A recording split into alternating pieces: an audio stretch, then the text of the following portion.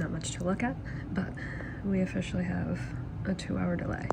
I don't think it's because of the snow, I think it's because of the cold, and right now it's not really blowing very hard, but we've had like 50-mile-an-hour winds. So regardless, I am up.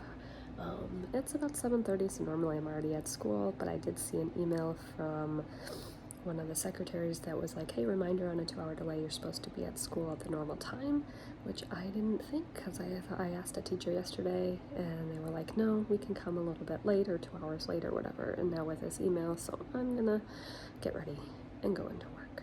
One advantage to the 2-hour delay is getting to enjoy this beautiful sunrise this morning. Hi, my name's Kate. I am a high school math teacher in the middle of my 18th year. As I stated in some of the clips prior to this, we did have a 2-hour delay today, so I thought that I would take you guys along for a day in my life for this Vlogmas video, just to kind of share with you guys what a 2-hour delay schedule looks like, at least in my school.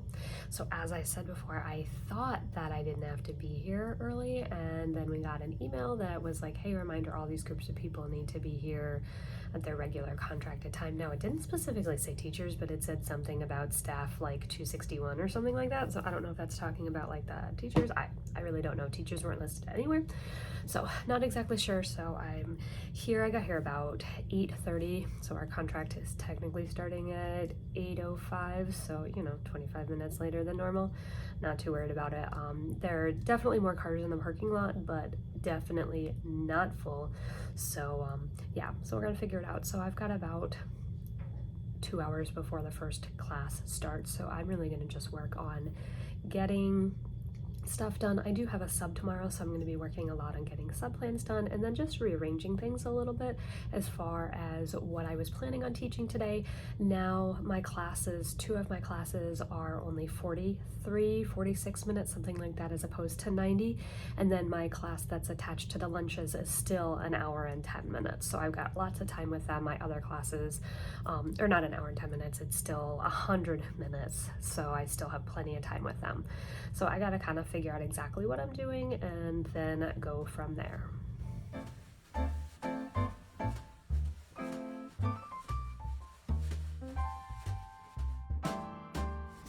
So it's started snowing again. I'm supposed to do this all day, all night. Love it. So I ran up to the math office real quick just so that I could grab a few things. I need to get passes for some of my kids that are doing tutoring with our tutor that works in our library, and so I figured I do have copies for the sub that goes into the classroom that I'm in just 1 period a day, so I figured that I would just get those labeled and then bring them downstairs with me so that I remember today after school that I need to go set them up in the other classroom. Yeah, if you watched my vlog from last week, that was November. Guess what? It still says November. I mean, it is only December 5th, so you guys are watching this video over a week after I'm filming it, but it's probably, when you watch that video, still gonna say December. Yeah, priorities. So I'm gonna grab a few things here and then head back downstairs to the room. I would probably stay up here, except for my son is here with me and he's just hanging out in that classroom, and so I'll probably just hang out down there so that he's not just sitting in a classroom by himself. So gonna keep getting work done. So the downfall from working downstairs in the room is every time I need to print something, I gotta run upstairs. 4-minute round trip walk. Oh, and an update. I did get an official word from another teacher. I asked another one and I was like, okay, so what's the deal with showing up on time or not? And she said, no, 100%, we do not have to come on time. We come 2 hours early, or we come 2 hours late. So that's good to know for next time. Have paper, you pause the video so that you can grab paper. And the title of your paper is going to be Classwork 3.2 Synthetic Division. We're going to look at first just the process of synthetic division, and when we set that up, we're going to it is just after 10 o'clock and kids are in the building, so I'm going to hang out here. The teacher that's in here first block today is running a little bit behind, so I'm going to hang out and just watch his class until he gets here. He had to drop his daughter off at school first, so they had muffins in the office, so yay for that. I'm gonna eat a muffin and just keep getting a little bit of work done. As you guys saw in the last clip, I was making a video. I'm not gonna be here Friday, so my pre-calc kids are gonna have to watch a video to learn synthetic division, and I'm gonna probably keep working on that video.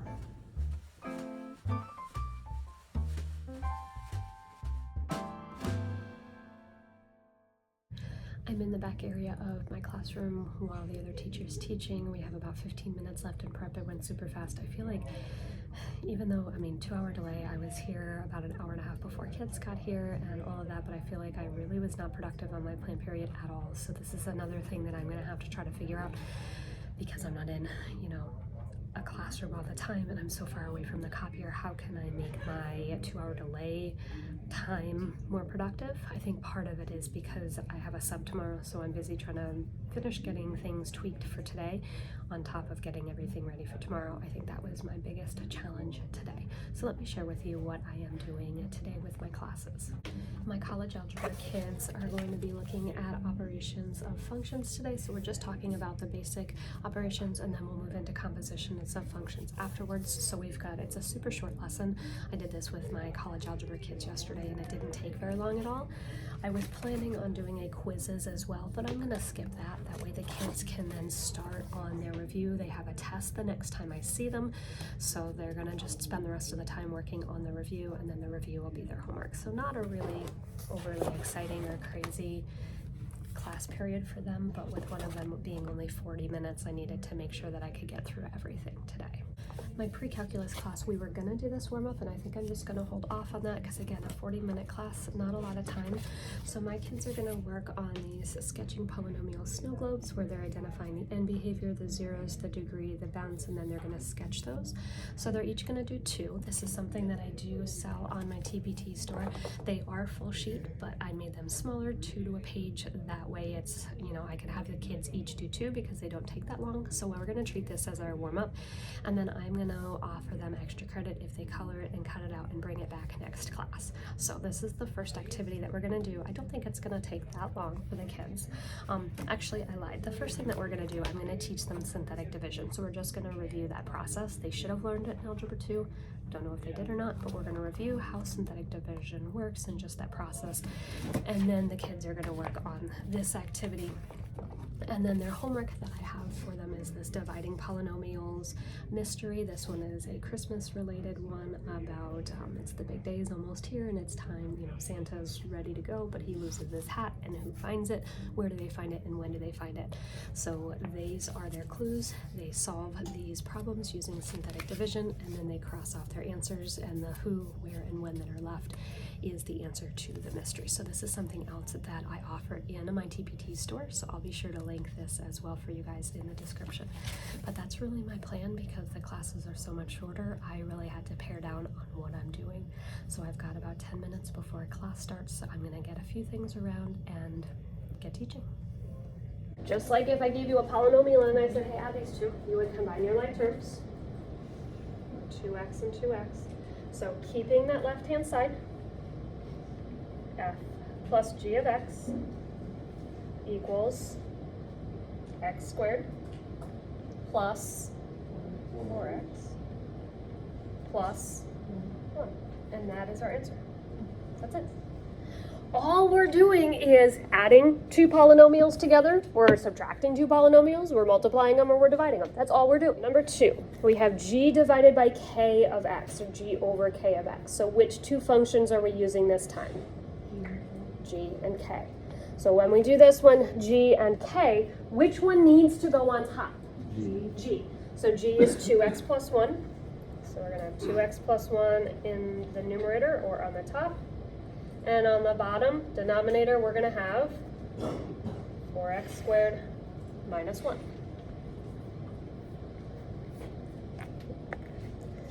And now we need to simplify. So great practice for your final exam. What do I have to do in order to simplify this fraction?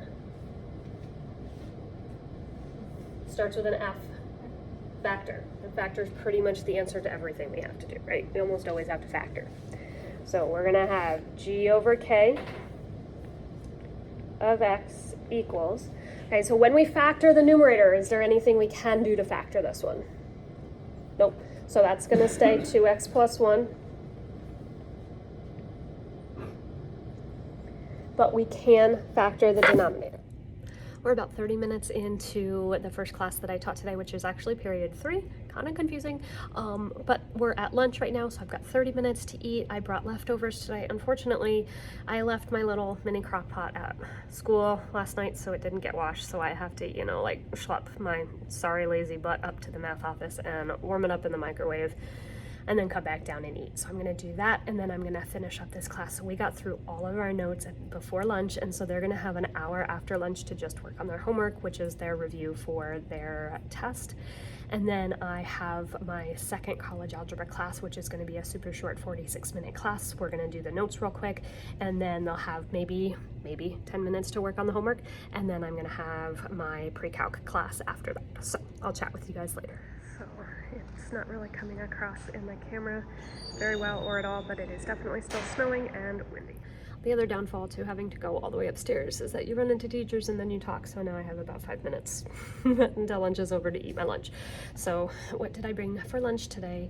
I just have leftovers from dinner last night, some tri-tip, some green beans, and some rice. So I'm gonna chow down that as best as I can, and if I have to eat while the kids are in here, then I'm just gonna eat when the kids are in here, and just, it's gonna be fine.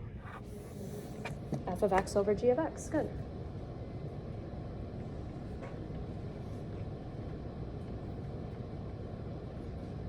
So those are our 4 basic operations that we're gonna be looking at. Adding 2 functions, subtracting 2 functions, multiplying them, dividing them. We have done this. You guys have been adding functions and subtracting and multiplying and dividing them since Algebra 1. Okay. Even maybe 8th grade math. Okay. They just haven't looked like this. So when we look at our examples down here, we have 5 different functions that we're gonna work on and use. We have an f of x, a g of x, an h, a j, and a k. It's just using different letters so that we can say, hey, this is the function that we're gonna use together. Okay. Even though my rules up here said only f and g, I could put any letters up there. I could put h plus k, and it's the same idea. Okay. So when we look at our first one, f plus g of x, this is just telling me that I'm going to use my f of x function, and I'm going to use which other one? The g of x.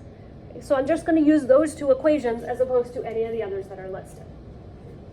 So if we look at this f plus g of x, we said using our rule, that's the same as f of x